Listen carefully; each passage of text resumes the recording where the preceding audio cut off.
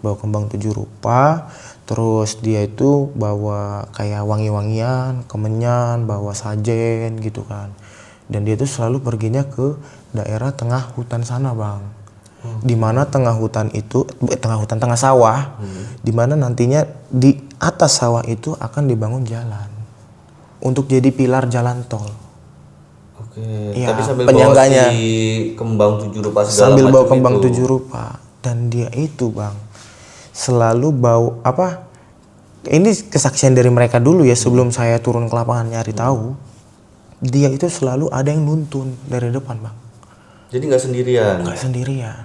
Tidurnya itu kan saya pakai karpet lah. Dan saya ngerasa karpetnya itu kayak ada yang ngeganjal, Bang. Iya. Kayak kepala orang lah yang saya tidur, asli. Di bawah karpet. Di bawah karpet itu.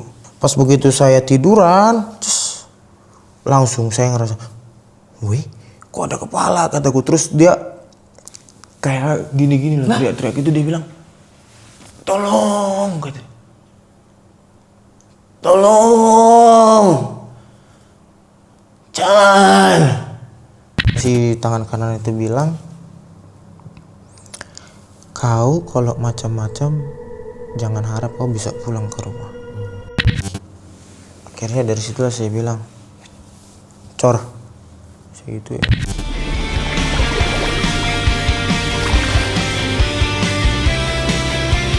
Terkadang malam misteri, walau tak semua bisa merasa mereka nyata di semesta.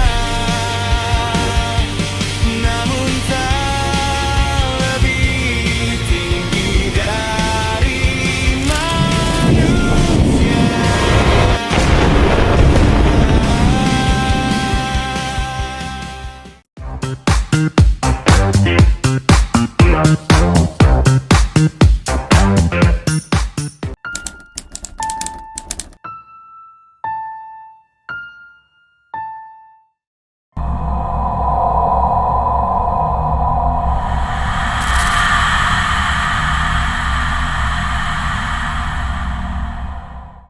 Assalamualaikum warahmatullahi wabarakatuh. Halo teman-teman misteri, apa kabar? Selamat datang lagi di Lari Malam Misteri.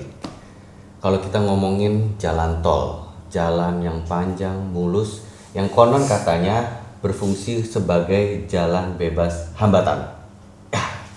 Tapi itu hanya mimpi kalau ada di negara Konoha, khususnya kota Jakarta.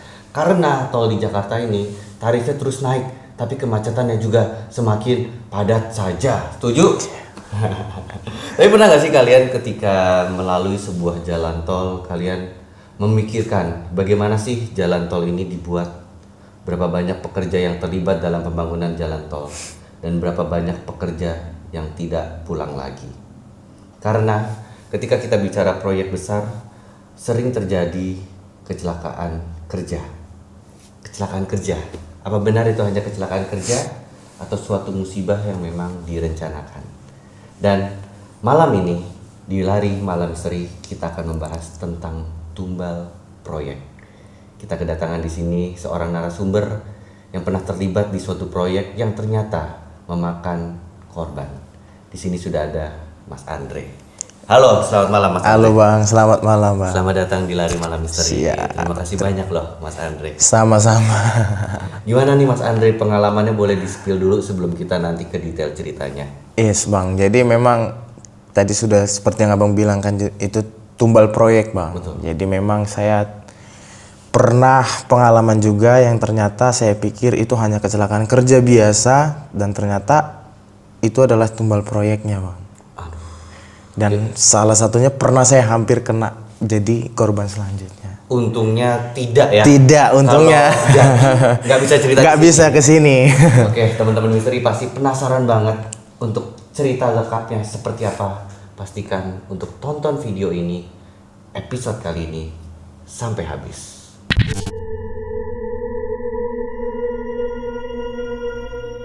Oke Mas Andre, waduh hampir menjadi tumbal proyek. Betul. Boleh nggak diceritain detailnya seperti apa kepada teman-teman misteri? Kejadiannya di mana, tahun berapa? Silahkan. Oke, baik Mas. Atila. Oke, Mas Atila. Belum kenalan. Belum kenalan kita Bang. Saya Coba. Mas Atila. Oh siap. Dari Lari Malam Misteri. Siap, Saya Bang. dipanggil Al. Bang Al. Oke, Bang Al. Amadul. Oke. Ya, silakan. Iya Bang Al. Jadi gini Bang, ceritanya ya. Waktu itu saya di tahun 2019 itu tepatnya sebelum pandemi sih. Oke. Gitu. Nah saya itu memang biasa dipanggil sama orang-orang itu, Dre tolong bantuin dulu kita di proyek-proyek seperti itu ya Bang ya.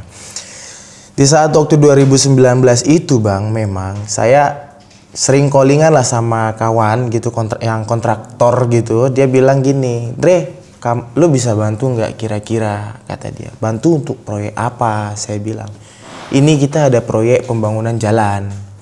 Dia nggak bilang Bang, kalau pembangunan jalannya ini tuh sudah goal proyeknya. Oke. Gitu kan. Tapi dia bilangnya sama saya, lu mau bantu nggak? Dia bilang gitu kan. Ya sudah. Saya belum langsung jawab doang. Saya tanya dulu lah sama keluarga, sama orang tua, gimana ini saya mau ambil proyek di daerah sini. Lebih tepatnya ini Bang, daerahnya nggak terlalu jauh lah dari Jakarta ini. Tapi bukan di Jakarta. Bukan di Jakarta, Oke. gitu. Tetangganya Jakarta. Tetangganya Jakarta, tidak jauh juga. Oke, tidak perlu detailnya lah ya. Iya. Oke, siap. Takutnya kalau kita bilang detailnya ketakutan Bang pada Terlalu lewat di situ. spesifik. Terlalu spesifik. Iya, Ya, terus saya di calling lah, saya bicara sama orang tua kan. Terus orang tua sempat bilang, ya sudah kamu nggak apa-apa kalau mau di sana. Tahu juga jarak dari rumah saya ke proyeknya itu nggak begitu jauh Bang. Oke. Itu kita masih bisa pulang sekali seminggu. Ya, Oke. berarti kan nggak terlalu jauh ya Betul. jaraknya. Ya sudah, akhirnya saya calling lah sama kontraktornya ini. Tapi melalui ada tangan kanannya itu Bang. Nah udah gitu kami callingan lah. Saya bilang, Pak ini saya nanti tidurnya di mana? Terus bagaimana sistemnya? Saya bilang gitu. Oke. Tanya detail lah Ya ya. saya tanya detail tentang pekerjaannya itu bagaimana. Takutnya kita di sana malah nggak dapat apa-apa kan gitu ya. Nah sudah itu saya kami komunikasi, saya datanglah ke sana. Saya datang ke lokasinya, saya lihat-lihat dulu Bang. Dari situ saya udah mulai curiga gitu, curiganya kok katanya proyeknya ini udah baru goal, tapi kok udah mulai ada setengah jalannya itu sudah mulai berjalan lah. Oh. Gitu Bang. Jadi proyeknya ini bukan dari awal. Iya, bukan dari awal, Tapi bukan udah jalan setengah. sudah jalan setengah. Oke. Dan memang di situ saya pas waktu mau ke sana dia memang pesan, coba sekalian kamu datang ke sini Ndre, bawa anggota. Saya bingung dong, kok disuruh bawa anggota? Saya malah mikirnya udah kamu datang sendirian aja gitu. Pas saya sampai di sana dia nanya, "Loh, mana anggotamu?" Kata dianya. Saya bilang, Anggota kayak gimana Pak? Perasaan Bapak nggak pesan sama saya untuk bawa anggota. Udah, pulang lagi lah kau. Bawa dulu anggota 15 katanya gitu Bang. Oh gitu. Karena Iya. kita bawa anggota disuruh pulang lagi. Disuruh pulang lagi. Cari 15. Cari 15 orang. Dan anehnya itu dicarinya Bang yang umurnya 45 ke atas. Oh spesifik. Iya. Misalnya di atas 45 tahun. 45 tahun dan yang punya riwayat penyakit. Nah, di situ kan saya bingung dong, Bang. Kalau Abang di posisi saya pasti bertanya-tanya, kok bisa disuruh yang penyakitan? Iya, Kan betul. gitu ya. Buat kerja kok malah dicari yang sakit. Iya, harusnya kan yang fit dong. Betul, Nah, betul. sudahlah saya okein aja karena memang nggak ada hal-hal yang lain kan gitu. Ya sudah saya cari-cari, saya hubungin lah semuanya. Kebetulan Mama juga sama di bidang proyek juga. Oke. Sudah gitu di calling dapat lah kami 15 orang itu dan memang semuanya ada sesuai spesifik yang dia minta. Oke, saya bawa udah. Pak ini dia anggotanya, saya bilang. Oh iya, datang aja langsung ke lokasi. Saya bawa ke lokasi. Ketemulah itu sama tangan kanannya itu. Ditanya, berapa ongkos kalian dari sana ke sini? Ya saya jawab. Ya sudah, ayo berangkat katanya. Berangkatnya itu maksudnya kita langsung ke bedengnya gitu Bang. Langsung tidur di, kita itu tempat tinggalnya mesnya kayak kontainer gitu Bang, kotakan. Dia ada 2 kontainer. Satu kontainernya itu yang khusus sama kantornya, satunya lagi khusus ya kita yang tidur di sana. Dan itu ada 2 shift bang, pagi sama malam. Dikebut dia bang, karena kan untuk kejar target bulan segini harus jadi. Apalagi mau mendekati Lebaran bang waktu itu bang. Biasanya itu yang dikejar Ya, momen mudik ya. momen-momen mudik, karena kan orangnya juga emang daerah kampung kan. Nah, udah gitu posisinya ini tuh, posisi proyeknya ini jauh banget dari yang namanya permukiman bang. Jauh, kita aduh bang, kalau abang mau tahu bang, itu kita sinyal aja agak susah bang, harus manjat dulu ke tower atas baru dapat. Itu memang wah tempatnya memang benar-benar kan. Tapi saya udahlah, saya pikir nggak jadi masalah lah, ini cuman kerja aja kok. Saya pikir saya sekalian bantu juga. Dan memang saya di situ nggak jadi petukangnya bukan, tapi kayak misalnya ngecek barang apa, karyawan siapa yang nggak masuk gitu kan. Oh, jadi bukan kerjaan kasar ya? Bukan, kayak istilahnya saya PIC-nya gitu, yang ngeladeni tamu-tamu yang datang juga. Dan tepat pada saat itu kan kalau 2019 itu bulan 8 apa bulan 7 ya lebarannya. Nah, saya datang ke sananya itu memang sudah Hamin 4, targetnya itu udah harus jadi. Hamin 4 bulan. Hamin 4 bulan. Oke. Gitu. Saya sampai di sana. Ya udah, saya jalani seperti apa yang dia minta. Apa target yang belum gitu kan saya susun-susun. Di situ adalah memang pekerja lama, Bang. Dia memang benar-benar akrab sama saya. Akrab banget. Namanya itu Bang Yono. Oke. Gitu. Nama sebenarnya apa disamarkan ini? Dia ini nama disamarkan. Oke. Karena memang dia nggak pernah mau ngasih tahu namanya. Oh, bahkan itu pun waktu kenalan memang namanya Iya, Yono. dia bilangnya Yono. Tapi itu bukan nama Bukan sebenarnya nama dia. sebenarnya dia. Oke. Daftar kerjanya juga memang Yono. Dia nggak mau bikin nama aslinya. Oke. Nah, saya udahlah, namanya juga di lapangan kan, saya nggak berpikir ke sana. Saya mah bareng lah sama si Bang Yono ini kan. Ya kita cerita-cerita. Dia bilang sama saya kan, pas waktu itu selesai kami kerja itu jam 11-an. Malam. Jam 11 malam. Oke. Ya kayak gini lah kita ngobrol berdua kan, cerita-cerita sama abang itu. Pas banget lagi. Jam Pas banget kan? Iya. Pas lah kayak gini, dia bilang kayak gini, "Dre, boleh nggak aku ngobrol samamu?" kata dia. Ya saya bilang, "Aneh kau bang ya. Kamu masa iya mau cerita nggak boleh?" Saya pikir ya, saya kan masih baru ya, saya perlu dong cerita dari kamu bagaimana biar saya tahu cara kerjanya. Oh iya udah, kalau gitu saya mau cerita deh kan. Ya sudah, mau cerita apa bang? Mau tentang pernikahanmu kah? Apa tentang horor kah? Apakah saya bilang gitu kan? Bukan bang, saya tuh sebetulnya di sini tuh agak-agak betah, agak-agak betah kata dia. Saya bilang, kenapa abang bisa agak betah, agak-agak nggak betah? Kok bisa? Apa yang membuat itu? Saya bilang gitu kan. Iya loh bang, saya tuh di sini apa ya, bisa dibilang hampir 2 tahun pengerjaan proyek ini orangnya ganti-ganti mulu bang, kata dia. Oke, ganti-ganti terus. Nah lalu udah ganti-ganti, orang-orangnya ini juga bang nggak tahu kemana perginya bang. Jadi setiap kita tanya sama kepercayaan tangan kanannya itu yang kasih uang ke saya tadi, dia bilang ya orangnya ini keluar melarikan diri, ada kasus lah. Ya namanya juga kayak proyek kayak gitu kan pasti ada aja lah penjual besi atau apalah segala macam kan. Jadi dibilangnya keluar tidak baik-baik lah. Iya, Ada keluar tidak kasus, baik-baik, nggak ada gitu. kasus. Oke. Nah, udah gitu di situ memang pas sudah dia cerita kayak gitu kan, saya bilang ya sudahlah, kalau misalnya masnya kayak gitu, sekarang ada saya, tenang, itu nggak akan terjadi lagi. Dan sekarang fokus kita ke target bulan Lebaran ini nanti, biar kita cepat selesai. Saya bilang, oh, ya sudah kayak gitu kata dia. Nah, saya udah cerita tuh, itu lama ceritanya, dari jam 11 malam itu tadi sampai jam 2 bang. Oh, lumayan Lama panjang juga ya, ngobrolnya. lumayan panjang. Semoga kita nggak sampai jam 2. Oh jangan. Nah udah gitu, udah sampai jam 2 kan, datanglah kepercayaannya si bos tadi. Dia dengar mungkin suara kita kan, ya langsung dia bilang, "Dre, tidur kamu, besok mau ada tamu datang katanya, biar kita bisa kebut." "Tamu dari mana pak?" saya bilang. itu dari PU mau datang mau sidak katanya. Oh oke. Ya sudah tidur lah. Pas di kejadian itu bang, memang saya nggak ada janggal apa-apa ya. Ya namanya juga di tempat yang baru, ya kita juga cari-cari tahu apa aja yang ada di sana. Nah, udah gitu seminggu lah saya di sana kan, udah 1 minggu. Memang perasaannya berbeda lah gitu kan. Perasaan berbedanya itu kayak gimana sih bang? Kayak kita dari perpindahan musim dari yang tadinya panas ke yang hangat.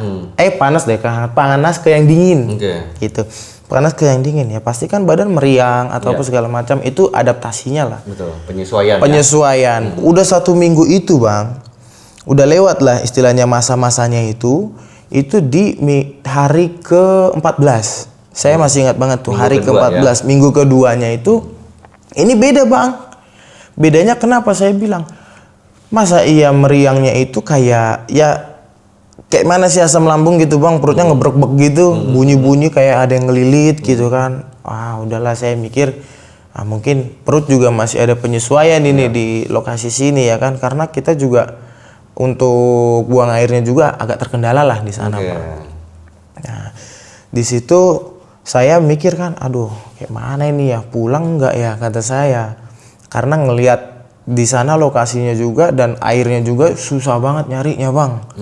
Jadi kita untungnya itu ada kali di samping saya, jadi kami harus ke kali itu, ke rawa-rawa situ. Kalau buang air? Buang air. Oh memang nggak dibuat, kan biasanya kalau di proyek itu dibuat apa ya, kayak semacam toilet portable gitu. Atau toilet ya yang dibangun lah untuk pekerja buang air di situ. Ini enggak? Kalau ini enggak, ini beda. Dia karena nggak tahu apa pertimbangannya, cuman kata dia airnya sering habis di sana. Cuman yang bikin saya bingung, ngapain sering habis, orang airnya di rawa-rawa, kata saya tinggal ambil aja air rawa.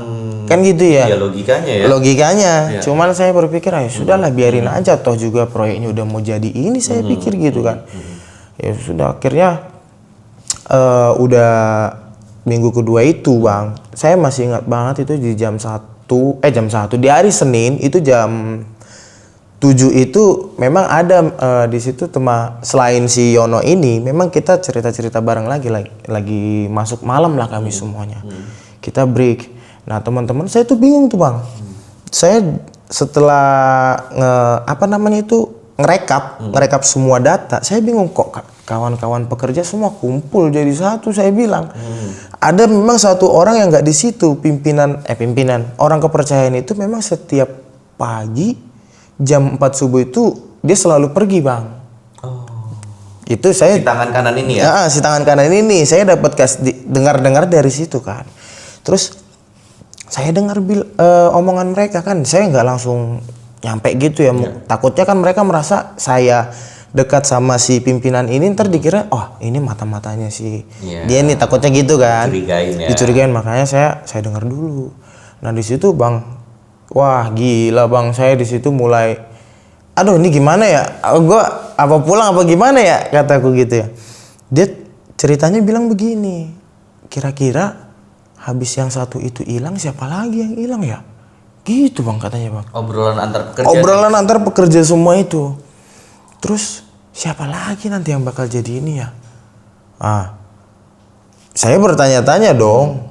Ini maksudnya kayak mana? Kok ada ngomong-ngomongin hilang, bahas-bahas siapa lagi ya pekerjanya yang bakal dituduh, kata saya. Bahkan mereka ada satu bang yang bikin saya paling kaget banget, dan habis itu langsung saya nyampe ke situ, langsung saya bilang ada apa? Mereka semua pekerja itu ngomong, ayo kapan lah kita habisin tuh orang, kurang ajar itu katanya. Oh sampai ada rencana seperti itu ya? Iya bang, jadi sampai mereka bilang daripada korban selanjutnya dari kita pekerja, lebih baik dia sekaligus kita matikan katanya. Waduh, saya langsung udah dengar kayak gitu langsung samperin, kalian ngomongin apa sih? Kok kayaknya seru banget cerita kalian, kata saya. Soalnya mereka sampai bener-bener kesel, marah semua, campur aduk bang situ bang. Ada yang ketakutan, ada yang apa. Saya bilang gini aja, udah kalian kalau misalnya ada masalah, ada saya, gue bilang gitu kan. Kalau kalian misalnya bermasalah sama si tangan kanan ini, bilang sama saya biar saya yang selesaikan. Kalau kalian kerja. Toh juga kerjanya kalian itu dibagi. ada yang dari jam 8 sampai jam 4 sore, ada yang dari 4 sore ke jam 8 lagi malam. Oke, kata dianya. Oke.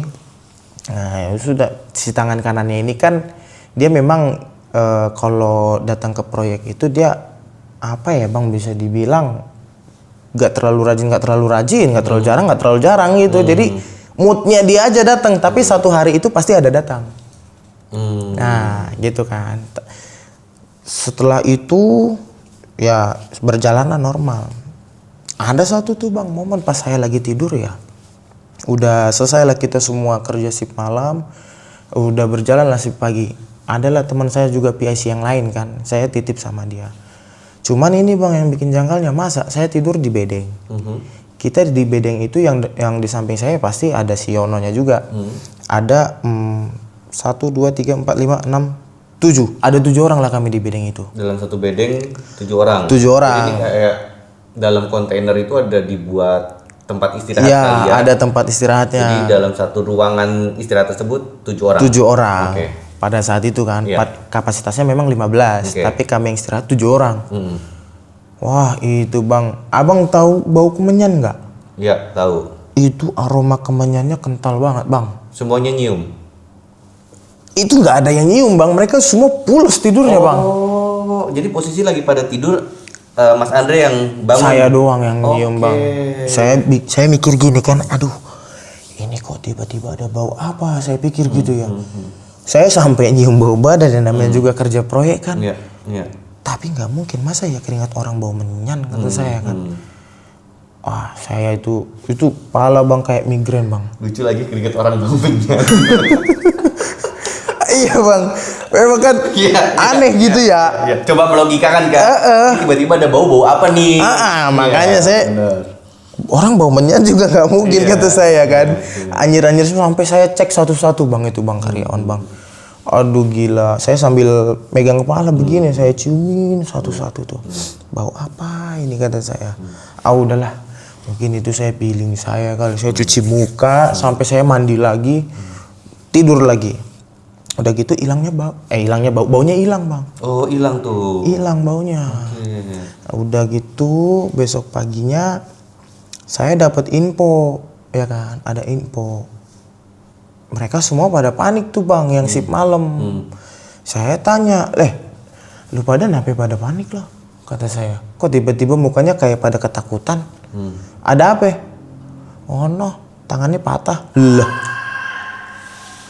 Wah, anjir kata saya Bang. Patah gimana ceritanya?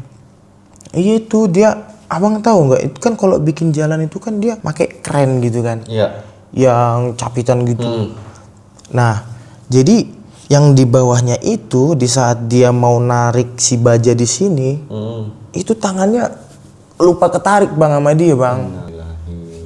Itu Bang, ku tengok asli Bang, itu tulang sininya nongol Bang. Aduh, mati aku kataku kan. Akhirnya aku bilang, terus kayak mana orangnya? Kok nggak ada? Memang pada saat itu saya masih belum ngeh Bang ya. Kalau ternyata anggotanya itu kurang 1. Ya, anggotanya itu kurang 1 ya. Karena memang kami total yang di bawah naungan saya di shift malamnya itu ada 20 orang lah itu yang di bawah naungan saya. Selain yang saya bawa ya, yang sudah dikasih sama saya 20 orang. Tapi kok ini sisa 19 pada kemana semua, saya bilang ya.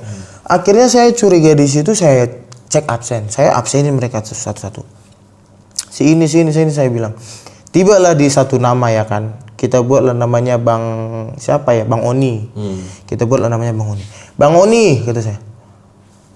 Kok nggak ada? Saya bilang kan. Bang Oni, ada yang lihat gak? Kata saya gitu kan. Nah terus mereka bilang, nah itu tuh Bang orangnya tuh yang kena keren itu si Bang Oni gitu. Yang tangannya patah. Waduh, ini gimana nih, saya udah keringetan tuh Bang sampai ini. Hari pertama maksudnya baru ini kerja di sini langsung dapat musibah, gimana pertanggungjawaban gue nanti sama keluarga kata saya kan. Saya laporan lah di situ sama si tangan kanan itu. Bang, izin Bang, ini mau laporan ini si Bang Oni nggak kelihatan ini kemana ya kira-kira? Saya bilang, oh Itu si Oni katanya sakit, dia bilang gitu kan. Loh, kok katanya sakit bang? Sakitnya sakit apa gitu loh, maksudnya biar saya tahu gitu bang. Udah, kamu nggak usah urusin itu, kamu lanjut aja lah pekerjaannya. Dia bilang gitu kan. Oh, ya udahlah bang, kalau gitu saya bilang daripada saya jadi stop kerjanya di situ. Nah sampai pada udah gitu saya biarin aja, tapi meskipun saya membiarkan bang, saya orangnya itu pekerjaan saya tetap jalanin, tapi saya harus tahu nih kemana perginya anggota saya ini, karena di bawah naungan saya gitu kan. Bentuk pertanggungjawaban lah ya. Iya. Nah terus bang, udah kejadian lah satu itu kan. Wah pokoknya itu jangka waktunya saya memang diteror, apa ya, jatuhnya kayak kena teror lah sama mereka itu semuanya ya kan, yang kena itu. Nah saya setiap 2 hari sekali tuh kalau nggak salah itu saya bang, 2 hari sekali itu selalu ngalamin yang namanya teror dari situlah, yang di luar logika saya bang. Makhluk goib. Ya bisa dibilang makhluk yang nggak kelihatan gitu. Setelah kejadian Mas Oni itu hilang. Iya, setelah dari kejadian itu hilang kan, akhirnya saya sudah mulai curiga nih. Tuh apa ini? Saya langsung nyambungin bang ke yang bau menyan tadi. Oke. Apa jangan-jangan ini yang bau menyan itu ya, kata saya. Tapi kok beda sekali nih, saya bilang. Aduh, saya udah nggak pikir panjang lagi kan, saya langsung tanya-tanya lah semua sama karyawan itu. Saya bilang lah sama karyawan itu, sini dulu kalian semua. Itu yang satu mes sama saya. Jujur dulu kalian, sebetulnya ada apa sih yang terjadi? Barulah dari situ bang, dari situlah awal permulaannya saya tahu kalau di situ tuh ada, mereka itu dipakai untuk tumbal proyek bang. Jadi para pekerja ini sebetulnya tahu. Tahu. Terutama orang-orang lama ya. Iya, orang-orang lama, dan yang lama itu pastinya yang masih muda bang. Dan memang yang bikin anehnya itu, yang selalu hilang itu kayak Bang Oni ini umurnya udah 40 tahun ke atas, 45 tahun. Dan dia punya kayak sakit jantung atau apa gitu. Dari riwayat sakit lah. Dari riwayatnya itu. Nah udah gitu dia ceritalah, adalah satu orang yang berani speak up. Dia bilang gini, Bang Andre, ya memang sih mereka selalu dulu itu manggil saya Bang Ewok, Bang Wok, saya mau cerita tapi jangan bilang-bilang ya. Ya udah ceritalah, biar sayanya juga nggak, biar saya bisa menanggung jawabi apa yang terjadi. Sebetulnya bang, saya heran loh ngeliat pimpinan kita ini, maksudnya si siapa, si tangan kanan ini. Kenapa kalian bisa heran begitu, saya bilang. Dan memang sih saya agak curiga kalau kalian itu setiap si tangan kanan itu datang berubah semua mukanya jadi tegang. Pada ketakutan. Pada ketakutan bang.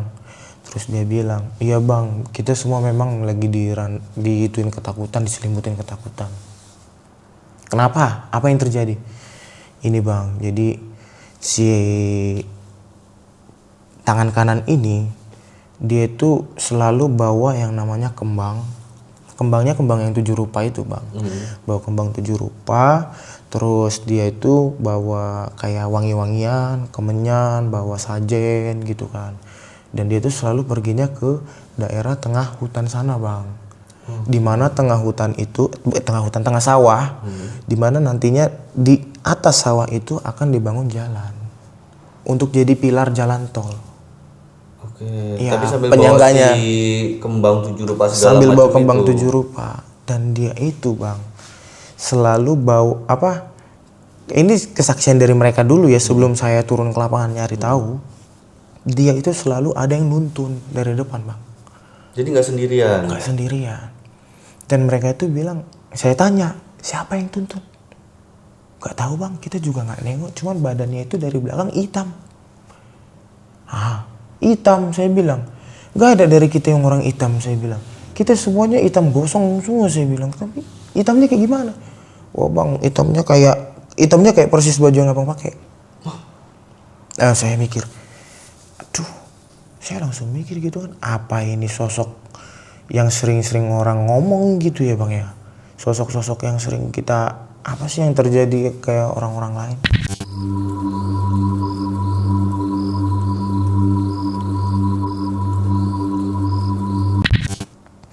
Saya langsung mikir, jadi kayak gitu ceritanya, saya bilang. Iya bang, dan juga setiap dia sudah selesai bawa bunga itu, pasti 1 minggu atau beberapa hari kemudian ada aja yang terjadi, Bang. Nah, dari situlah Bang awalnya saya mulai penasaran kan. Saya semakin tertantang lah dalam diri saya. Selain dari pekerjaan ini harus saya selesaikan, saya harus tahu apa yang terjadi pada mereka ini. Membongkar Kebenarannya itu. Akhirnya saya bilang sama si Yono, ya kadang kami manggil nama aja gitu kan. Yon, napok. Kayaknya nanti kalau seandainya di proyek ini kita betul-betul nggak selamat, apalagi khususnya sama saya sendiri, tolong sampaikan sama orang tua saya ya. Titip pesan. Saya titipkan pesan, Bang. Terus dia bilang, kenapa memang?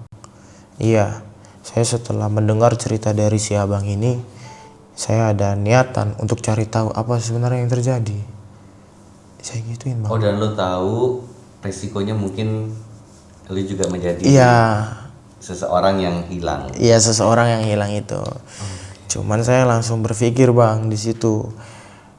Dari mereka ceritakan itu, setiap yang hilang itu kan usianya 40 tahun ke atas. Dan posisinya yang paling muda hanya saya. Saya di situ posisinya masih 20-an. Iya. Berarti aman dong dari segi ke situnya. Iya.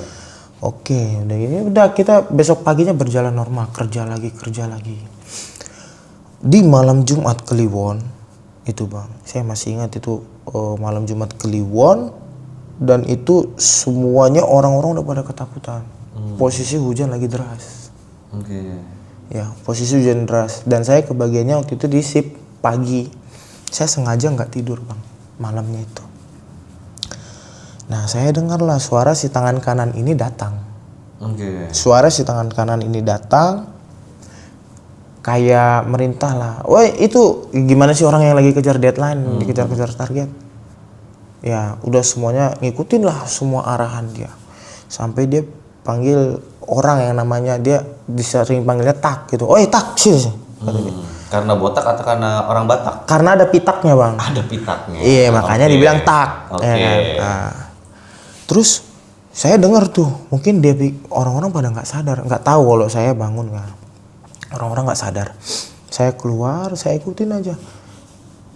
Saya ikutin tuh dia sambil, saya nggak tahu tuh, Bang, kenapa di saat dia manggil si Tak ini, kok baunya beda, terus badan saya kayak merinding gitu loh, Bang. Bulu kuduk semua naik, Bang, sampai padahal posisinya lagi dingin banget di tengah sawah kan. Iya. Tapi hawanya panas banget, Bang, di situ. Panas banget. Dia sampai bawa ayam nggak tahu itu buat diapain itu. Saya lihat. Tapi ada pekerja lain ngikutin, Bang. Pekerja lainnya itu yang badannya itu sama kayak saya, gede-gedenya tapi tinggi. Oke. Ngikutin. Bawa sekalian itu adonan, Bang. Adonan semen. Di ember. Di ember itu mereka bawa adonan semen. Nah, udah gitu udah dibawa adonan semen, ada lah yang ngegali kan. Itu saya lihatnya jauh tuh, sekitaran 30 meter lah dari lokasi dibawanya si itu. Oh, lumayan ya. Lumayan. jaraknya. Dari proyek itu juga Jadi mereka 30 juga nggak sadar kalau diikutin ya. Nggak sadar kalau mereka diikutin. Nah, akhirnya saya lihat dari jauh. Lah, kok tiba-tiba si abang ini hilang, si pitak ini, kata saya. Saya nggak berani ngedeket, Bang. Ya karena daripada saya tahu resiko saya kalau itu berbahaya kan. Tapi saya posisi di situ saya juga nggak bawa handphone, Bang.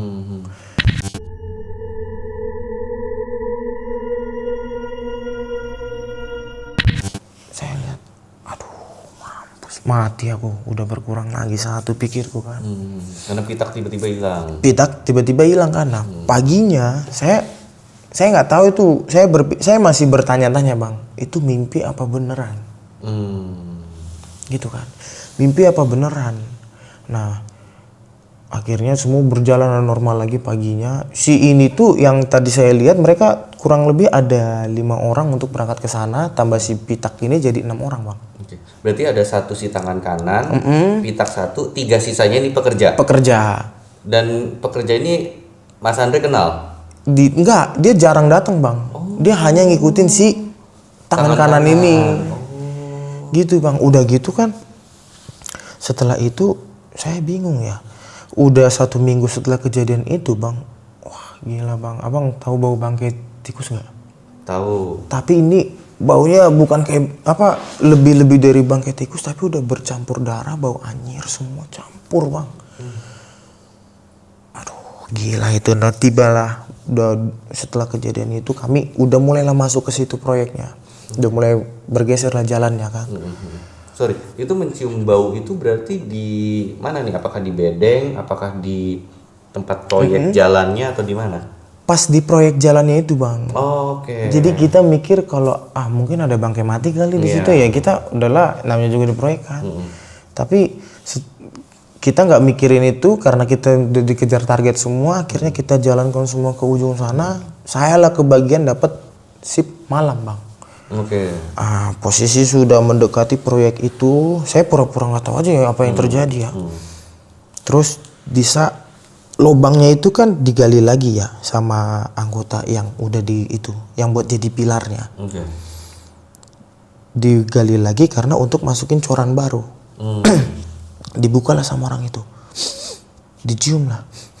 Kok ada bau bangkai bang? Kata dia gitu kan. Dari situ. Dari lubang itu, saya bilang, bukan ke saya sih, dia ngomongnya ke teman-teman yang lain. Woi, bau bangkai katanya. Nah, terus nggak tahu kenapa di saat mereka bilang bau bangkai itu si tangan kanan ini datang bang. Tiba-tiba aja. Tiba-tiba dan dia bilang, kau bau bangkai. Sudah saya bilang kerjakan, nggak usah kau cari-cari tahu apa yang terjadi kata dia. Kita udah dikejar-kejar deadline. Ya sudahlah semuanya itu kan. Tapi nggak tahu kenapa hati saya itu mikir bahwa orangnya itu ada di sini. Gitu bang, orangnya ada dalam sini. Dan udahlah masuk corannya itu kan, udah persiapan mau masuk coran. Begitu masuk coran itu, wah bang itu kayak ada dari bawah hawanya ke atas udah panasnya luar biasa. Hawa panas. Hawa panas yang keluar dari dalam situ. Udah hawa panas, bau anyir. Anyir darah. Dari beton itu. Terus semuanya itu sempat berhenti bang. Sempat stop. Terus saya bilang, kenapa stop weh? Ini bang, kok kita ngerasa kepanasan ya kata dia. Ya aku bilang, palamu, aku aja ngerasa kedinginan pakai jaket 3 double, kenapa kalian bisa bilang panas? Sumpah bang asli. Panas banget kata dia. Udahlah nggak betul kalian, udah lanjutlah lagi kata saya. Udah gitu kan ya, saya kan posisinya lagi kurang sehat tuh di situ. Karena di sana lagi hujannya lebat, terus proyek harus jalan, dinginnya luar biasa. Pulanglah saya ke Bedeng. Nah si Yono ini ngomong, Wok mau kemana Wok? Kata dia. Bedeng dulu. Saya bilang, rokok kata dia. Ya nih saya kasihin rokok gitu bang. Karena ya namanya juga orang sakit, ngapain pula merokok kan gitu. Akhirnya saya pulang. Nah saya pulang itu ke Bedeng itu ya jalan aja kayak normal kan. Saya pulang di Bedeng, wah bang itu harusnya kan namanya juga bedengnya yang dari kontainer itu kan hangat ya. Ini kok jadi dinginnya tembus juga bang ke dalam bang. Padahal dia itu dalamnya itu udah dikasih penghangat gitu kan. Dan saya mandi ke kamar mandi itu kayak ada di lingkungan tempat saya itu sepi banget bang. Paling cuma ada security. Dan security-nya itu juga jaraknya 10 meter dari bedeng saya ini. Ada yang ngetok kamar mandi atau kamar? Iya kamar itu, bedeng itu. Saya bilang, siapa? Saya gitu kan. Nggak ada jawaban. Saya lanjut lagi mandi. Udahlah, mungkin si satpam itu kali. Bunyi lagi bang kayak gitu bang. Diketok lagi. Aduh, udah diketok tiba-tiba. Saya ngomong lagi siapa? Kalau mau perlu tungguin sebentar. Saya udah jawab ini. Nggak sopan sekali kamu. Saya lanjut lagi mandi. Udah hilang tuh suaranya bang. Saya udah keluar. Posisi di jam 1 malam. Saya udah selesai mandi tuh satu malam saya mau tidur bang, dan di tidurnya itu kan saya pakai karpet lah, dan saya ngerasa karpetnya ini tuh kayak ada yang ngeganjal bang. Iya asli kayak mana lah apa Jadi sih, di bawah karpet itu ada sesuatu. kayak ada sesuatu, bukan bantal bukan apa, kayak kepala orang lah yang saya tidurin asli Di bawah karpet. di bawah karpet itu Kayak gini. persis. Itu astaga Tuhan, saya pikir gitu kan, saya udah kan tidur karena kita lihat datar kan. Pas begitu saya tiduran terus langsung saya ngerasa, wih kok ada kepala kataku. Terus dia kayak gini lah, teriak-teriak itu, dia bilang tolong kata, tolong jangan gitu bang. Asli gue kira itu gue mimpi kan. Tapi gue masih dengerin lagi, panas dingin, aduh saya masih banyak keluarga gitu.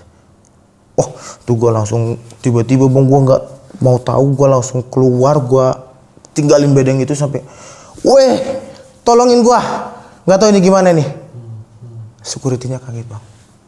Ada security untungnya ya. Untungnya ada security di situ. Saya beruntung banget di situ ada security, langsung bilang, bang, kenapa bang, Sur? Tahan, kenapa bang? Gila, gue tidurin kepala bang, gue gituin. Kepala dari mana sih, Pak? Bapak itu sendirian di situ.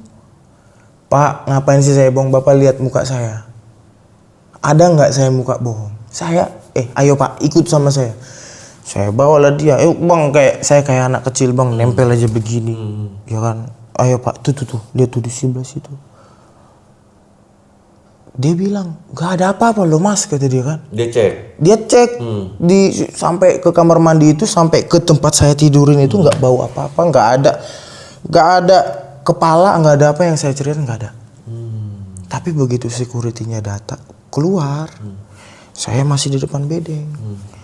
Nah, saya belum masuk kan ke dalam kan, saya berdoa bilang ini, aduh Tuhan, kalau memang itu hanya mimpi, saya yakin kalau Tuhan itu pasti baik, saya pasti bakal dilindungin.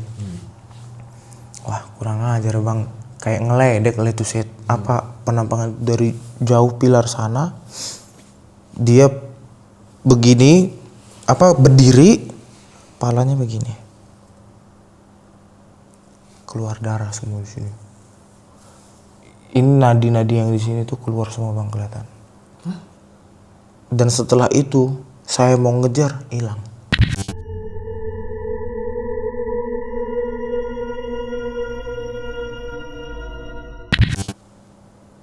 Bentuknya ini siapa? Pekerja atau apa? Nah setelah itu saya udah selesai ngeliat penampakan itu bang, saya tidur lah. Mimpi saya. Dan yang mimpi itu bang tahu nggak siapa? Si Bang Oni. Oh yang tangannya patah itu. Dan ujung-ujungnya ternyata dia mati. Ya mati, yang awal itu mati. Dia bilang, yang kamu lihat itu benang Dre. Coba kamu cari tahu ke warung-warung di sana. Ini siapa yang ngomong? Si Oni ini datang ke mimpi saya. Yang tangannya patah ini. Oh di mimpi itu dia ngomong begitu? Iya. Saya cuma diam aja, saya ngeliatin aja sambil begini kan, saya bilang. Dia bilangnya kayak gitu, kamu cari tahu dan hati-hati. Kamu bakal dijadiin yang selanjutnya setelah menjelang proyek ini selesai. Oh dikasih pesan seperti itu? Iya bang, makanya dari situ udah gitu kan ya. Udah saya paksain tidur. Kalau di orang secara kami Kristiani itu, kalau misalnya biar nggak kena mimpi buruk, kami doa Bapa kami sebanyak 7 kali. Saya lakukan dan memang di situ saya itu memang udahlah aman lah tidur sepanjang malam itu. Besoknya paginya saya cek lokasi, udah lewat lah itu semuanya kan. Tapi saya beda banget bang, kalau kita mimpi yang benaran sama mimpi kita didatengin orang itu beda. Kalau kita mimpi biasa 2 menit pasti udah lupa lagi apa mimpinya. Tapi ini keingat terus. Akhirnya setelah 3 hari saya dimimpiin itu, saya baru tanya ke warung-warung terdekat situ. Kan memang ada warung di sana ya, warung-warung kopi. Saya tanya, ibu boleh nggak saya tanya? Boleh mas, mau tanya apa? Kata dia. Iya bu, ibu kenal nggak sama? Saya tunjukin fotonya bang Oni itu kan. Kenal bu sama ini. Nah di situ aneh tuh muka dia tuh. Muka dia itu kayak mau ngasih tahu iya mau enggak ya, kayak ada satu hal yang disembunyi nama dia. Terus saya bilang, ibu tolong saya perlu tahu apa sebenarnya yang terjadi di sini bu. Ya sudah mas, karena saya juga orang Batak, kebetulan warung itu juga orang Batak. Dari situlah dia bilang, itu maksud kan yang jaga ibu-ibu ya. Maksudnya ngomongnya dek, kamu hati-hati di sini, hati-hati horizon, kata dia. Adong si tapuk lulu. Apa tuh artinya? Dia bilang gitu kayak gini, dek kamu hati-hati, di sini ada si pemenggal kepala. Wah, saya biju namburu, si tapuk lulu nasongan dia dong, aku bilang. Maaf dulu bi, si pemenggal kepala yang kayak mana ya maksudnya? Tarsopola di boto hodo, pura-pura nggak tahu kau, kata dia. Asli, aku nggak tahu bi, apa itu maksudnya? Itu tumbal proyek. Dari situlah saya tahu kalau mungkin si bang almarhum ini adalah tumbal proyek di situ bang. Nah akhirnya udah berjalan lah itu kan. Saya sudah dapat cerita-cerita semua dan memang terkenal Bang Oni ini, almarhum Oni ini baik banget. Nah, udah besoknya lagi saya bareng tuh sama si Yono gitu kan. Saya bareng sama si Yono dan saya ceritain juga sama si Yono. Dan di situ Bang, saya udah sembuh lah, udah sehat, udah menjalani proyeknya itu sudah mau udah mau selesai. Ya, udah tinggal mau finishing lah. Si Bang Yono ini udah ada mungkin, saya nggak tahu, mungkin ada perasaan dia yang nggak enak. Feelingnya sudah nggak enak karena dia itu sudah apa sih bisa dibilang selek sama si tangan kanan ini. Punya masalah. Iya, dan si tangan kanan ini itu memang kalau mau mencari korban dia itu selalu senyum dan dia selalu dibaik-baikin. Contoh abang nih yang mau jadi korban selanjutnya. Jangan maksud saya nih saya. Oke, misalnya ini nih. Jangan saya. Misalnya ini nih. Inilah mau jadi korban selanjutnya kan. Nah, saya baiklah sama dia. Gimana? Kamu anakmu lagi sakit kan? Nih saya kasih ini 10 juta kirimin malam ini. Itu hari yang pas saya mau ngobrol sama dia di pas pertama gitu kan. Terus besoknya lagi dia bilang, Yon, si Yono udah ketakutan karena si Yono ini taunya si tangan kanan ini galak bang. Ya kita juga aneh kan, ada kesetanan apa lah ini si tangan kanan ini. Tiba-tiba manggil si Yono gitu kan. Datanglah lagi si pimpinan, si kepala ini kan. Yon, sini. Kenapa pak? Ini makan. Wah gila bang, dikasih makan enak bang.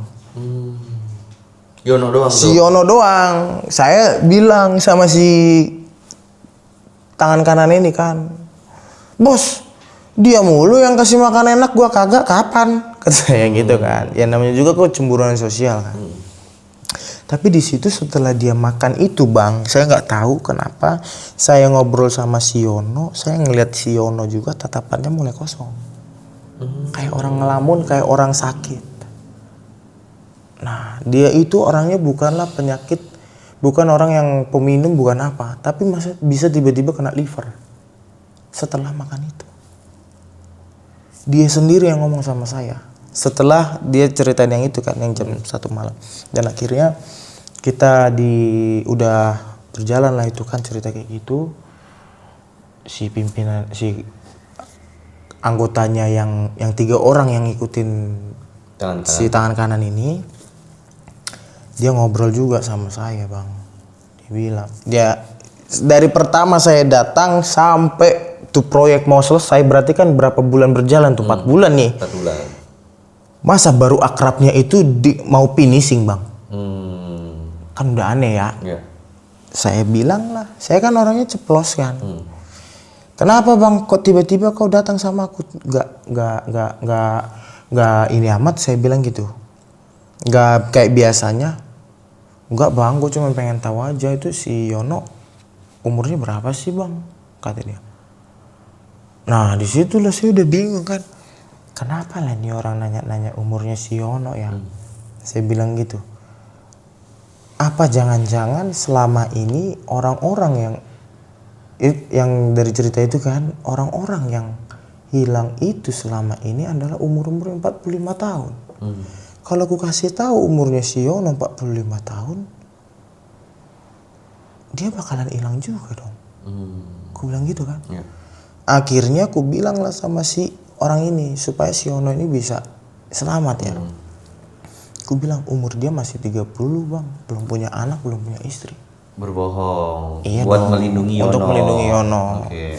Karena seluruh anggota saya yang saya bawa tadi di awal di 15 itu, saya bilangnya sama mereka itu 45-an. Pas sudah masuk seminggu, diceklah KTP mereka, ternyata 30. Loloslah mereka semua. Oh. Makanya mereka nggak kena kan. Nah tapi itu nanti di belakang saya kasih tahu tuh kenapa. Selain dari situ. Nah udah gitu.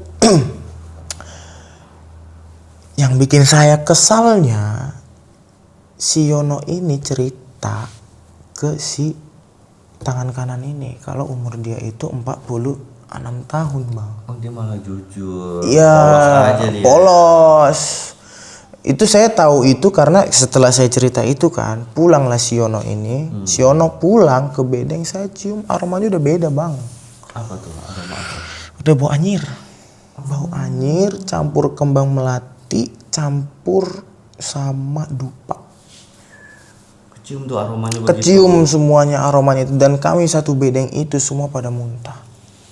Nyium tuh aroma bang. Iya sih soalnya campur-campur banget aromanya, ada dupa, ada Iya bang. anyir. Nah di situ setelah si Yono datang, gila bang, di depan pilar yang tadi saya nemu yang sosok yang pertama kali yang saya tidurin kepalanya itu, datanglah sosok itu. Saya doang itu yang ngerasa itu kan kayak ini kok ada yang lagi ngerjain di sini ya. Perasaan proyeknya ada di kilometer 100 sana, kenapa di kilometer 80 ini ada yang lagi ngejalanin, kata saya. Oh lu ngelihat ada ngedengar ada suara aktivitas Iya bang, proyek di situ. kayak ada suara kren bunyi, coran berjalan. Tapi di sisi lain saya juga ngedenger ngomong yang tadi dibilang itu, kayak banyak rame pada ngomongnya itu, tolong bilangin sama yang lain saya gak mau di sini katanya. Ada lagi ngomong, sempit, ngomong begitu.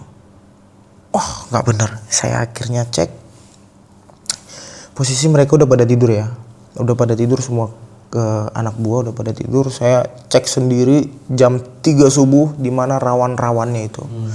Karena dibilang sama si Namburu tadi, orang warung itu jangan kau keluar jam 3 subuh ya. Disitulah Setapuk Lulu keluar, si pemenggal kepala keluar. Dan lu keluar jam 3. Gua paksain keluar jam 3 karena mau ngecek itu. Bang, tahu sosok Gundurwo atau enggak? Tapi dia lebih besar, tinggi ke atas. Dan itu tingginya gua nggak hitung berapa tinggi, tapi 3 lantai rumah ini. Ini kan apartemen, ruko ini Ruko. kan 4 lantai. 4 lantai. Berarti Dia kurang lebih 3 lantainya. 3 lantainya ini. Badannya keker, panjang Kukunya. Lagi ngapain dia yang Mas Andre lihat? Dia lagi ngeliatin itu bang, lagi berdiri ngadepnya ke arah itu. Dan kan si Yono ini kan tidurnya di dekat jendela ya. Dan jendelanya itu memang kita jarang tutup karena ya gimana sih biar keluar masuk aroma gitu kan, ventilasi. Nah, dia ngeliat ke arah Yono, tangannya nunjukin, saya mau dia. Oh dia ngomong.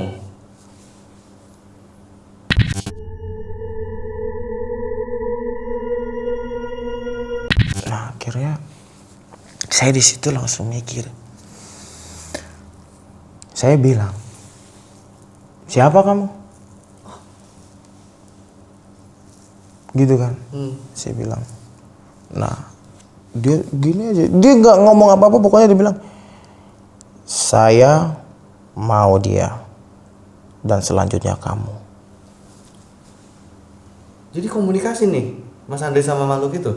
Iya bang, kayak seakan-akan itu tuh kayak mimpi bang.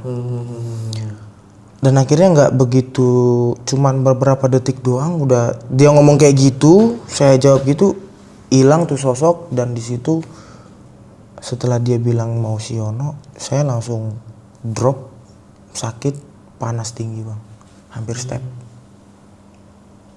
Setelah kejadian itu akhirnya dia bilang, kenapa, ada apa sih yang terjadi, kata saya.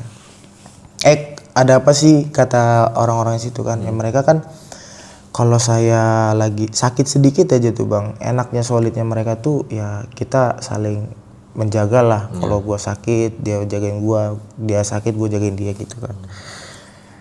Terus si Yono bilang, Wok, kayaknya gua udah ada perasaan gak enak ini Wok. Kenapa lu? Perasaan yang sakit gua bukan lu. Kenapa jadi lu yang mikir lu yang gak enak, kata saya. Iya Wok, ini gua gak tahu kenapa ya, kayaknya itu ini tuh hari terakhir gua cerita sama lu. Gitu. Iya bang. Ya saya keplak aja tuh palanya kan. Ngomong sembarangan lu Wok. Mimpi lu ya, kata saya. Kagak Wok, kalau gua mimpi mah pasti lu keplak juga gua gak kesakitan, ini sakit, gitu dia. Nah terus maksud lu ngomong kayak begitu apa? Iya Wok, soalnya gua ngeliat juga Wok, kayak ada orang manggilin gua Wok. Dia bilang ayo ikut sama kita, ikut sama kita. Gua langsung penasaran tuh setelah dia bilang kayak gitu. Nah terus dia ngomongnya gimana? Iya Wok, dia bilang suruh gue nyelamatin mereka, ntar gue bisa dibalikin lagi gitu dia. Dan gue cuman ngikutin mereka dong, suruh ikut lah, nggak tahu ngapain. Dan gue nanti katanya di sana, di alam yang beda itu nanti gue dapet yang bagus. Halu kali lo, saya bilang kan, nggak usah kayak gitu-gitu, nggak usah macem-macem. Tiba-tiba kita lagi cerita kayak gitu, bininya nelpon bang. Dan bininya nelpon bilang, saya bilang gini sama si Yono kan, Bang Yon, disitulah saya bilang, manggil dia bang. Saya bilang, Bang Yon, tolong speaker suara si Tete. Jadi speaker lah sama dia. Di situ bang, aduh kaget gue bang, ternyata si bininya si Yono ini udah nerima duit 75 juta. Dia bilang begini, Papa sehat, cenah. Orang Sunda dia. Sehat, damang mak, kumaha, katanya. Iya ini syukur atuh kalau Papa sehat, katanya. Kapan Papa pulang? Si Yono bilang, Lebaran mungkin Papa pulang, kata dia. Nanti siapin aja semuanya, apa aja yang ini, karena Papa kan udah pulang bawa duit, kata dia. Oh iya atuh Pak, ini tadi ada pimpinan Papa, pimpinan saha, kata dia kan. Terus dia bilang, eta si tangan kanan, cina. Oh ngomong apa? Dia nelpon kamu, kata dia. Iya dia nelpon saya Pak. Terus ngomong apa? Ya nggak ngomong sih, dia cuma bilang ini ya uang untuk kamu 75 juta, kata dia gitu kan. Waduh saya udah mikir, mampus, apa bener nih, jangan sampai ini saya sampai bang itu mata udah hampir berkaca-kaca, tapi air mata tuh kagak keluar bang, jadi batin nih yang nangis gitu ya. Itu saya lebih baik nangis keluar air mata daripada batin saya yang nangis. Di situ saya langsung mikir, aduh Tuhan jangan sampai terjadi, saya bilang gitu ya. Jangan sampai yang deket sama saya ini menjadi korban selanjutnya. Nah udah selesai cerita, saya bilang lah sama si Ewok, udah ditutup lah itu telepon. Saya tanya sama Ewok, Wok, Saya kemarin Tanya ke si Ewok, saya kan si Ewok ya. makanya. Tanyanya ke si Yono. Saya bilang gini. Itulah Bang, karena kepikiran si Yono inilah saya itu. Saya bilang gini, Yon. Saya kemarin didatengin sama anak buahnya si tangan kanan. Dia nanyain sama umur. Nanya sama saya basa-basi lah. Dia ngopi bareng terus dia nanya-nanya tentang lu, Wok. Wok lagi Yon, kata saya. Nanyain apa, Wok, kata dia. Iya, dia nanyain umur lu berapa. Ya gue jawab aja umurnya 35, gue bilang. Tapi dia nggak tahu tuh kalau pokoknya semua pekerja tuh nggak ada yang tahu kalau yang diambil korban selanjutnya adalah umur 45 ke atas. Padahal nggak ada yang tahu, cuman saya doang yang tahu karena diceritain si Namburu ini. Nah, si Ewok bilang, lah kenapa lu bilang gue 35 sih, Wok? Kan gue umurnya 46. Lah, maksud lu? Kata saya gitu kan.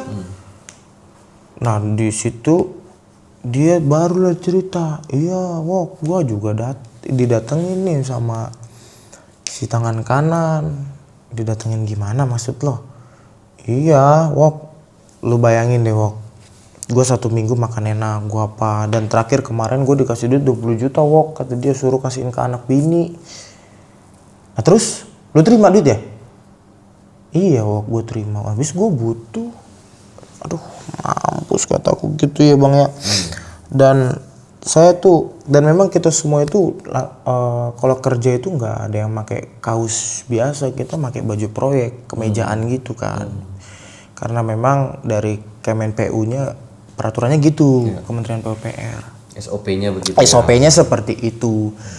Nah, tibalah waktu itu saya di penghujung proyek itu mau finishing, ada tinggal 1 pilar yang masih belum dicor, dan itu lubangnya memang sengaja ditahan sama dia selama 2 minggu apa 3 minggu ya itu. Lupa lah saya, itu sekitaran segitulah kurang lebih ya. Dan si Yono ini nggak tahu kenapa pikirannya itu udah mulai kosong Bang. Udah mulai kosong, dan si tangan kanan ini udah kayak dia udah bawa nampan sesuatu lah. Saya tanya, Pak itu nampan buat apaan? Saya bilang, kok ada banyak dia bawa sambil bawa sajen itulah ya, sambil bawa sajen. Terus dia bilang, kagak ada, ini buat dibagiin sama teman-teman yang di sana. Oh iya Pak, jangan yang sana dong, sini juga bagi dong. Saya bilang, saya ambil aja tuh pisang sama apel ya kan, lumayan buat bahan makanan gitu. Akhirnya udah saya ambil itu, saya nggak tahu tuh kalau malamnya bakal beraksi, gitu kan. Karena kami semua udah sibuk untuk ngejar finishing Bang. Semua, jadi saya udah mulai rekap tuh semua data-datanya yang diminta sama Kemen PUPR, karena pada saat itu dari kementerian datang ngomong, oh Pak ini pilar terakhir apa aja yang kira-kira dibutuhin, sesuai nggak dengan RAB-nya, ini apa saja, anggota berapa, terus yang kecelakaan kerja berapa, yang sudah ditebus berapa katanya. Ya saya kasih tahu semuanya.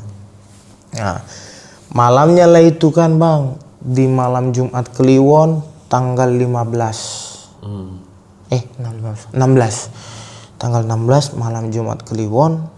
Dan di situ memang sepanjang malam itu, bukan sepanjang malam, sepanjang hari itu, di saat saya lagi rekapan sama Kemen PU, saya nggak tahu kenapa pikiran saya terbagi 2, tercabang. Yang satu ke pekerjaan, yang satunya lagi ke Bang Yono. Kepikiran Bang Yono. Iya Bang. Dan tibalah malam, makin larut, kok kayak ada kedengaran suara, kata saya. Jadi tiap-tiap pilar itu kayak ada suara bilang, tolongin saya, tolong saya, katanya. Di sini sempit, dia bilang gitu. Sama yang lain juga pada ngomong gitu. Rame ya suara. Rame Bang semua, gimana sih, kayak biasanya yang rame di kuping kan nyamuk ya, itu suara kayak begitu Bang. Aduh. Udah gitu pala puyeng banget gitu Bang ya. Pas ngedengerin suara kayak gitu, saya sambil megang kepala, ini gimana maksudnya ya. Nah di situ saya lengah Bang.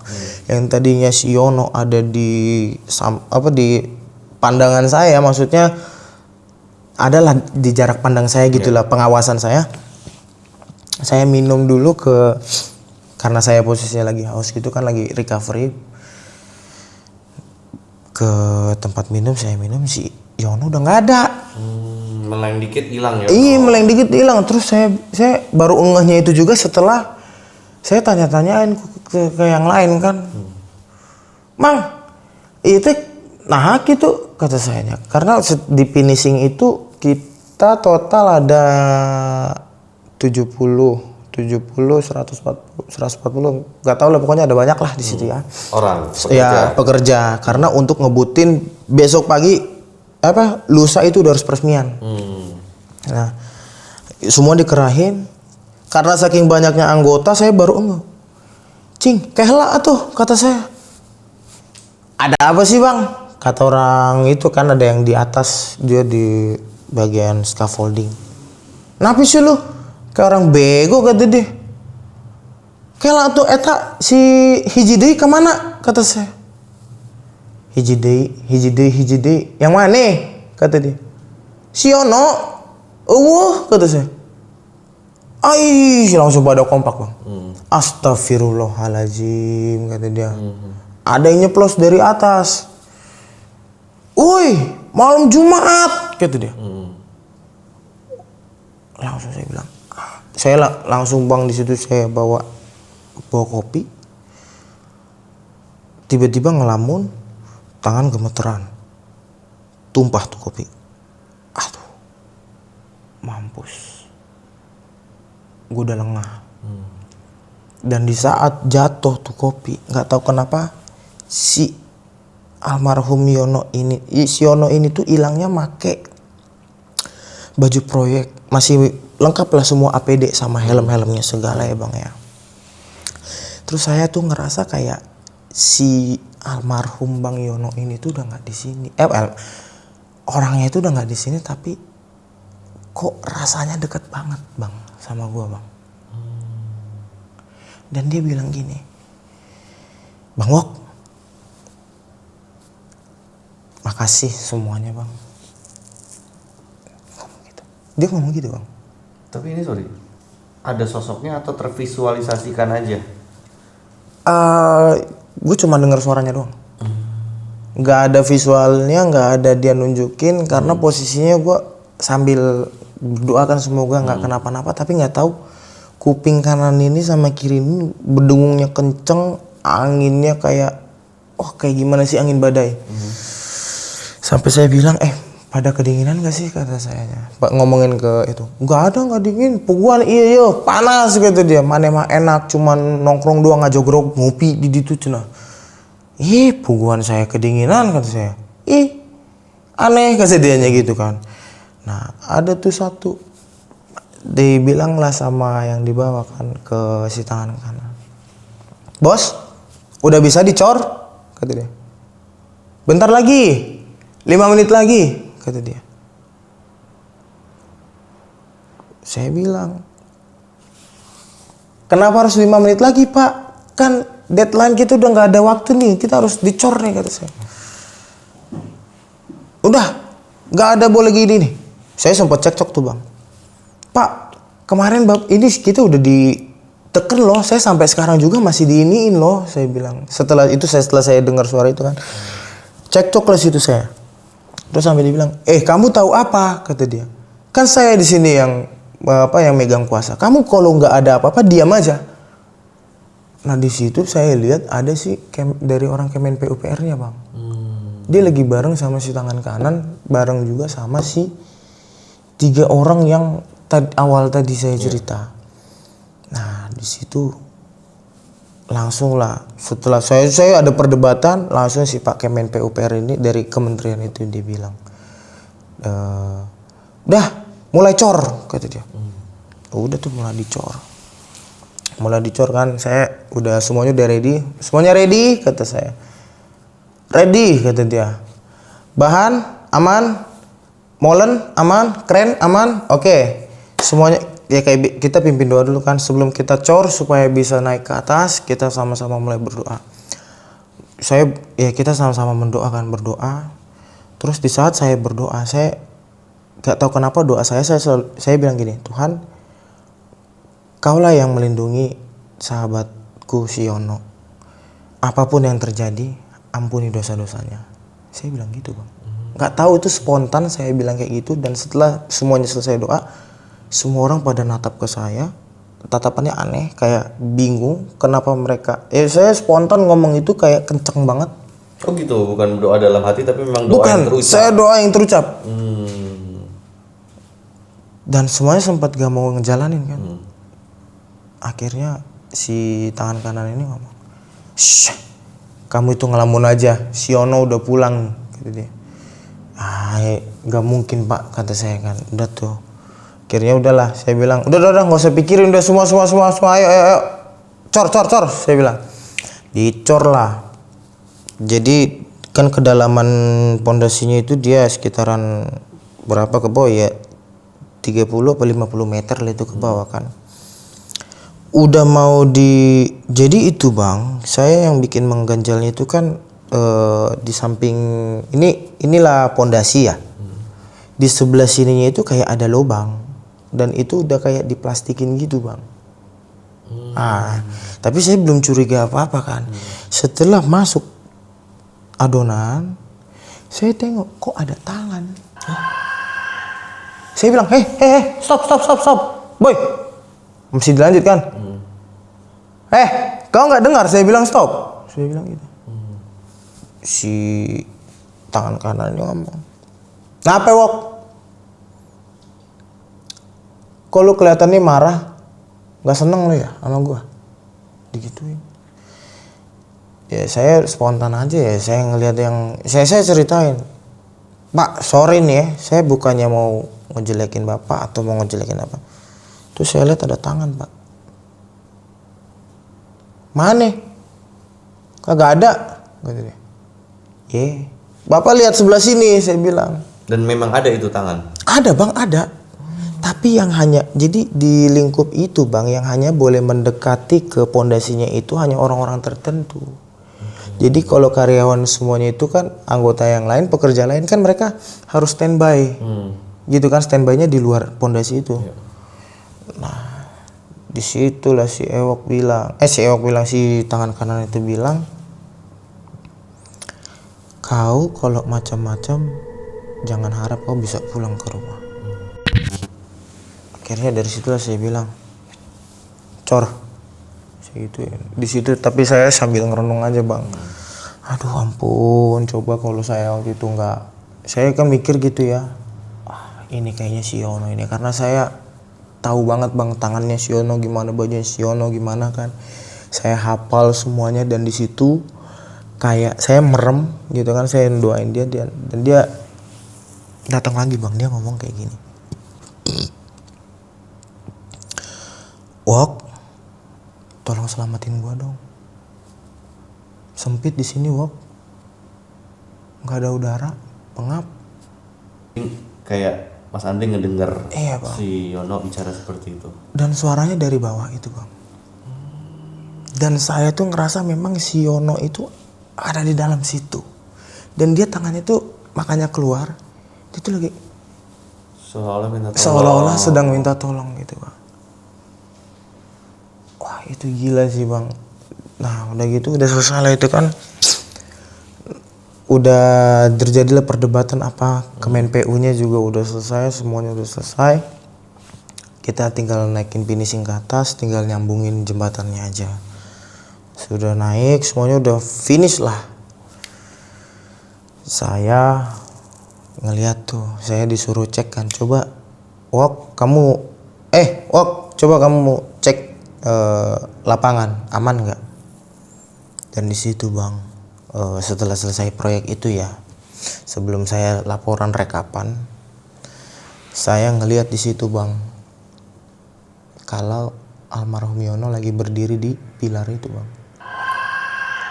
Dari jauh dia pandangannya itu 10 meter. Almarhum Yono ngomong kan, ya saya nggak ngomong secara langsung ya, saya bilang, aduh Tuhan, ini kayaknya si Yono ini saya lihat. Saya bilang, kalau emang betul Tuhan menunjukkan saya sama almarhum, coba Tuhan kasih kode sama saya. Tahu bang kodenya gimana bang? Dia nunjukin tangannya ngelambai gini bang. Aduh, betul berarti. Karena saya ingat yang tadi itu yang saya bilang tangannya keluar seolah-olah minta tolong. Dan di situ bang, aduh gila, saya mau dibilang kabur, tapi itu almarhum teman saya. Dibilang ini, tapi gimana saya bilang kan? Itu, aduh bang, palanya ini udah putus. Ya kan? Ini palanya putus, dan dia masih pakai baju proyek.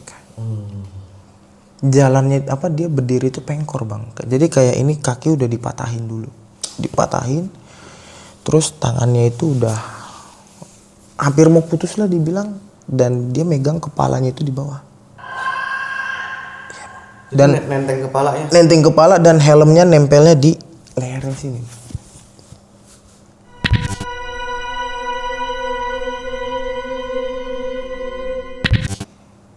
Aduh, gitu. Saya langsung nangis di situ. Saya bilang, aduh Tuhan, saya bilang gitu kan.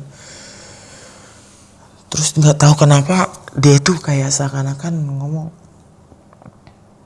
"Wok,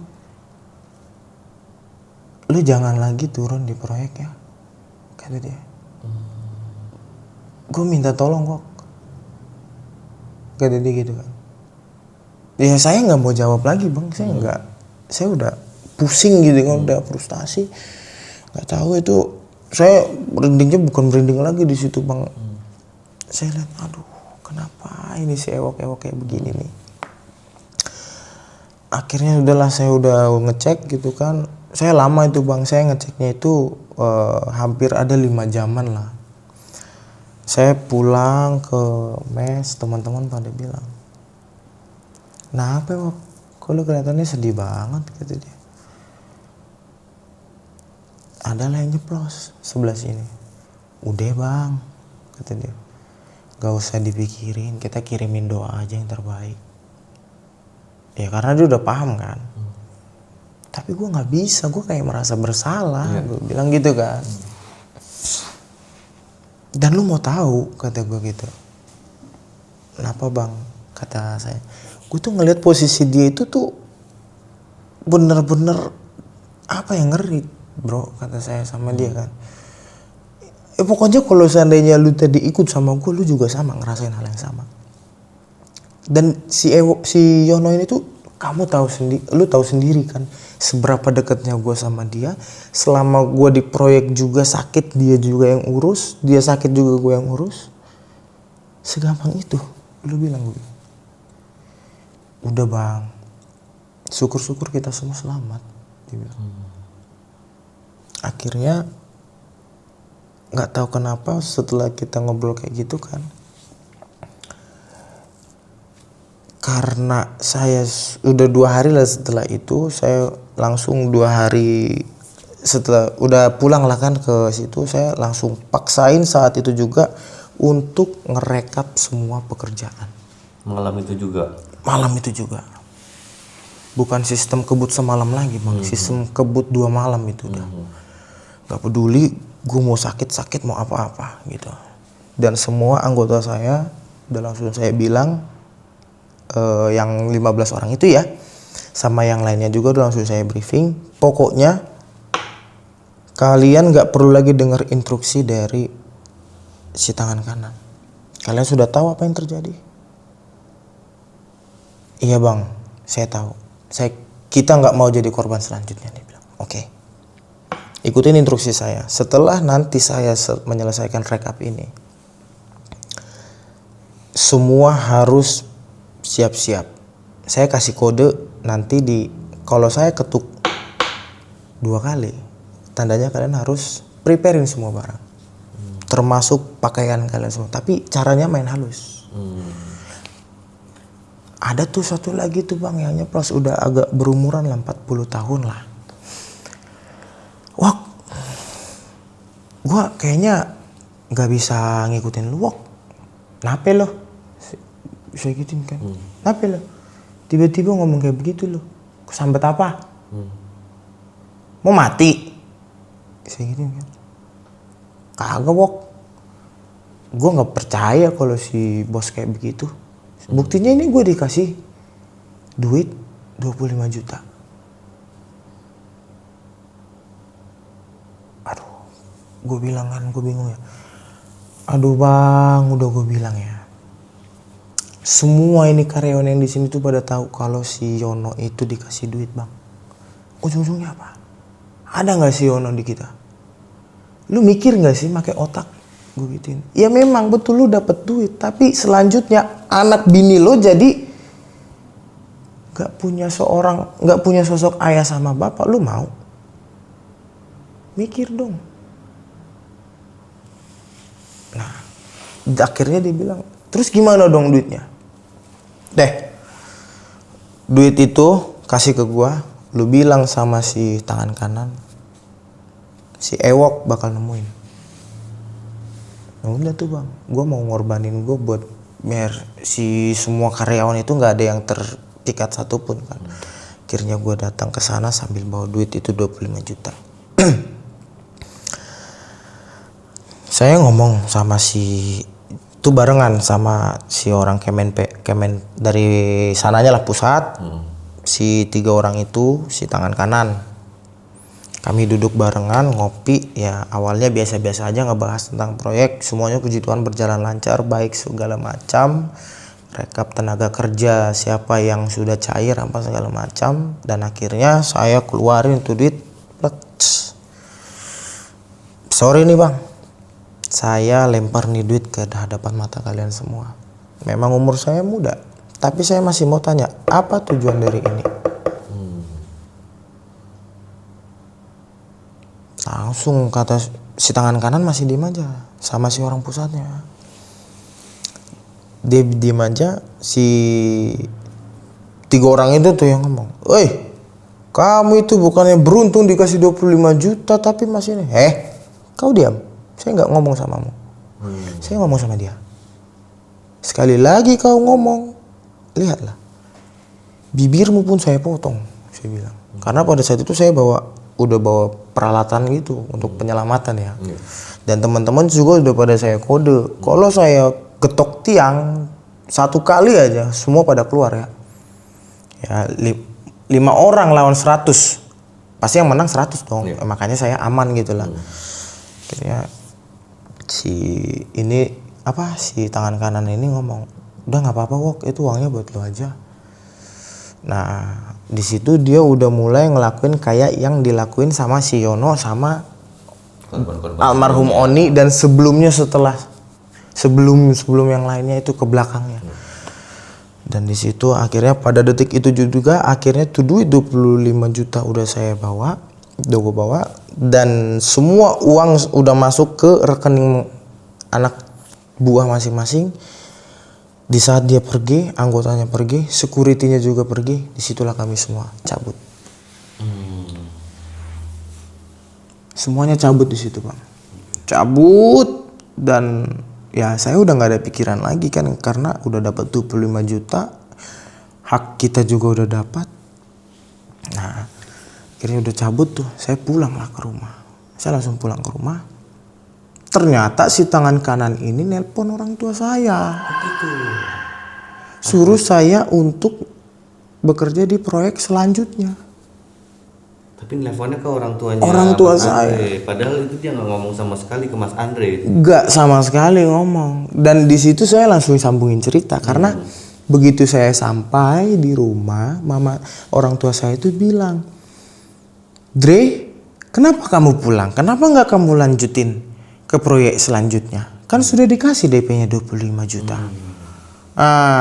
Si 25 juta inilah dibuat senjata ke mama saya kalau itu tuh uang DP. Tapi saya nggak mau bilang kalau itu tuh uang penarik selanjutnya. Langsung aja saya ceplos kan. Nah, daripada saya jadi korban selanjutnya, saya bilang. Ya udah, akhirnya saya di situ gantilah nomor telepon, saya ganti HP, mama saya juga mama, papa, semua saudara saya suruh ganti handphone. Ganti nomor ya? Ganti nomor semuanya, dan ku bilang sama mereka, jangan kasih tahu kalau saya pindah ke Jawa. Gue gituin bang, dan gue nggak ngasih tahu Jawanya jauh mana, pokoknya gue bilang Jawa aja. Ya jangan ada yang sempat bilang itu kalau mau saya masih selamat, gue gituin bang. Dan akhirnya udah setelah proyek itu beres ya kan, sekarang sudah bisa dinikmatin sama semua masyarakat. Ya beberapa minggu lalu saya lewat lah dari tol itu, saya nggak ngeh gitu kan, dan saya lihat kayak ada penampakan gitu bang, sosok hitam tinggi itu yang 3 meter itu lewat lagi, dan saya ngerasa almarhum Yono itu ada di samping saya karena saya pakai mobil bang. Dan Yono bilang, "Wok, masih ingat?" Dia bilang, "Ya saya nggak mau nengok kiri lah, saya udahlah, itu mungkin saya lagi flashback aja gitu." Saya gitu kan, hati-hati Wok, sosoknya masih ada. Yono berbicara seperti itu. Sorry, ini di kondisi di dalam mobil sendiri. Dalam mobil saya sendirian bang. Itu karena saya posisinya habis ngantar orang ke daerah gunung sana, lewat tol itu. Dan akhirnya udah saya ketemu ngeliat sosok ewok itu, ditelepon lah sama mama saya. "Dre, kamu udah di mana?" kata orang tua. "Ini mah sudah dekat Pak, mah." "Oh ya udah, kalau gitu ya besok kita semuanya pergi ya." "Kemana?" Gue bilang. "Ku nggak pergi dulu lah, capek bawa mobil dari Jawa." "Enggak, kita mau ngelayat." "Ngelayat siapa?" Tak gituin kan. "Maksudnya apa sih, sembarangan banget ngomong." "Itu si tangan kanan meninggal." Wah, saya langsung, alamak, nggak tahu itu harus saya langsung, nggak, itulah otak saya jahat ya. Saya langsung bilang, "Rasain lah, mampus." Saya sampai bilang gitu. Akhirnya disitulah langsung saya bongkar ke mama saya sama papa saya juga. Mama tahu sama papa tahu arti nama. Saya ngomong bahasa Batak ya. "Ai dia tuh si hamu do mak pak setapuk lulu." "Kalian tahu ya mak pak yang namanya si pemenggal kepala?" "Tahu." Itulah. Anggotaku dulu dipakai sudi. Anggotaku semua yang jadi korban. "Patuk pe mati, dok mati," gitu dia. Kata si mama kan, dia bilang gini, si bapak bilang gini, "Wah, puji Tuhan lah mati itu. Kalau enggak banyak lagi korbannya." Nah dari situlah bang, akhirnya semua kita selamat, udah nggak ada lagi itu. Dan puji Tuhannya sekarang di tol itu nggak ada, gue denger sih kecelakaan atau apa nggak ada, puji Tuhannya di situ. Dan semuanya udah berjalan dengan baik, dan istrinya si almarhum itu ya, Yono ya. Si Yono juga sama anak-anaknya juga sehat gitu kan. Terus juga ya disitulah si istrinya baru tahu kalau ternyata itu, gue merasa bersalah banget sih bang, karena gue nggak ceritain langsung ya. Dan dia udah menerima itu semua. Ya gue tunjukin lah, sini nih mbak, almarhum, kuburannya begitu. Akhirnya ditulis sama dia, Yono. Di tol itu di bawah tol, di bagian pilar bawah deket tanahnya itu ditulis namanya Yono. Jadi setiap lebaran dia datangnya ke situ aja udah, karena itulah pesannya dari almarhum ngomong gitu. Itu sih bang, makanya sampai sekarang nggak tahu, masih kepikiran juga kadang. Iyalah, pasti itu sesuatu yang nggak bakal bisa dilupain sih. Iya. Kejadian yang sangat mencekam, mengharukan karena kehilangan seorang sahabat. Iya bang. Jujur di sini kondisinya aku juga bingung ya, karena kan ini secara tidak langsung juga bisa dikatakan kasus pembunuhan gak sih kalau tumbal proyek ini. Apalagi tadi kan beberapa ceritanya kan juga dibunuh terlebih dahulu sebelum dicor. Kan kondisinya sangat mengenaskan. Kepalanya dipenggal, kakinya kakinya dipatahkan. patahin. Tapi ya sudah terjadi. Udah terjadi Bang. Kita cuma bisa mendoakan ya. Iya Bang, betul. Insya Allah almarhum baik itu Yono, Oni dan juga semua korban sebelumnya Iya. saat ini sudah beristirahat dengan tenang, Iya, amin. sudah mendapatkan tempat terbaik di sisinya. Karena gue percaya orang yang mati ketika bekerja dia mati syahid. Iya, betul. Insya Allah surga untuk mereka. Amin, amin. Amin amin ya rabbal alamin. Sekali lagi terima kasih banyak nih Mas Siap, Andre yang Bang. sudah main ke Lari Malam Misteri, berbagi ceritanya yang komplit ya. Iya. Seremnya ada, mengharukannya ada, karena kehilangan sahabat dan ada senangnya juga ya. Iya, betul dong. Karena dapat 25 juta cuma-cuma kalau ini Mas Andre. Iya. Mana lagi yang bisa dapat cuma-cuma kayak gitu Betul. kan? Atau jangan-jangan itu ada resikonya di usia 45 tahun. Enggak lah, kita doain yang terbaik lah. Iya, Buat amin Mas amin. Andre semoga selamat dan sehat selalu Siap. gitu. Dan pastinya teman-teman di sini ada pelajaran yang bisa kita petik. Bekerja itu harus sepenuh hati. Iya. Bekerja apapun ya. Iya, betul. Tapi juga logika harus terus bermain lah ya di sini. Iya. Berpikir jernih ketika ada sesuatu yang memang mencurigakan dari awal, sebaik mungkin bisa tahulah langkah preventif apa yang harus diambil. Apakah memang harus melanjutkan atau menyelamatkan diri sedini mungkin gitu kan. Betul. Dari pelajaran ini kan mungkin ada beberapa hal yang sudah mencurigakan dari awal, tapi Mas Andre tetap melakukannya. Bahkan memang mungkin di sini aku lihat ada jiwa apa ya? Jiwa yang memang kepemimpinan dari Mas Andre yang penuh rasa tanggung jawab, bahkan tadi juga mencoba memecahkan misteri dan kasus apa yang ada di sini sampai berani menanggung resikonya gitu Iya, kan. Bang.